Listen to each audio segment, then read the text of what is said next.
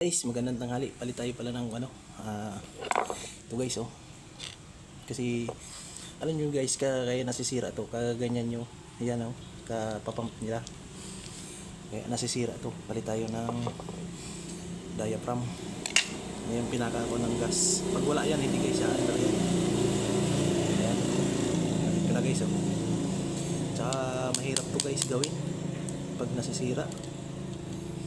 Kailangan mahaba ang pasensya nyo dito guys.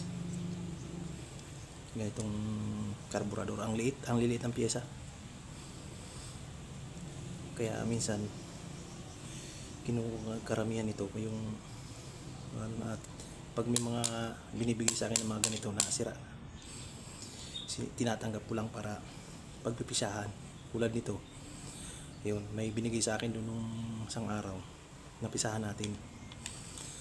Kasi ang hirap nito guys. Ang hirap magpunta ng Maynila, bibili ka lang nito. At sabagay sa naman, marami naman ito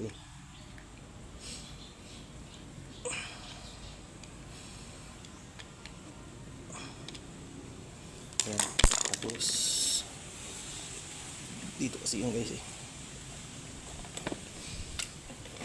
Ayan, ganyan din.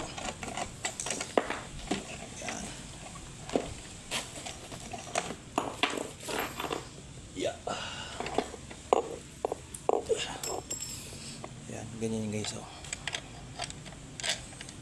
Tapos itong hose dito sa kanya.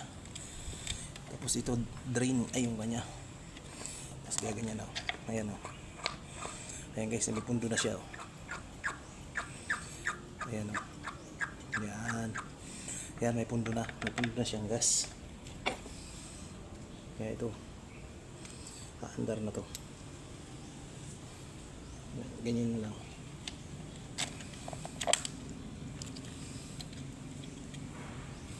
Mas mahirap-hirap dito guys gawin sa TD40. Mas mahirap-hirap to. Kasi yung TD40, linisan mo lang yung carburetor, okay na Ito hindi. Marami kang bubusisi na tanggalin. Ito kasi ito lang pinalitan natin guys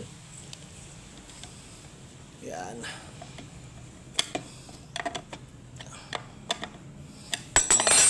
Patarin natin.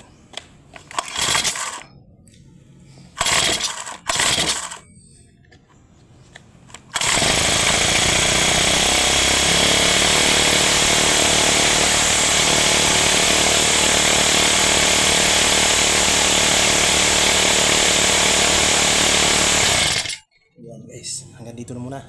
Thank you by watching. Bye bye. Yan, isa pa.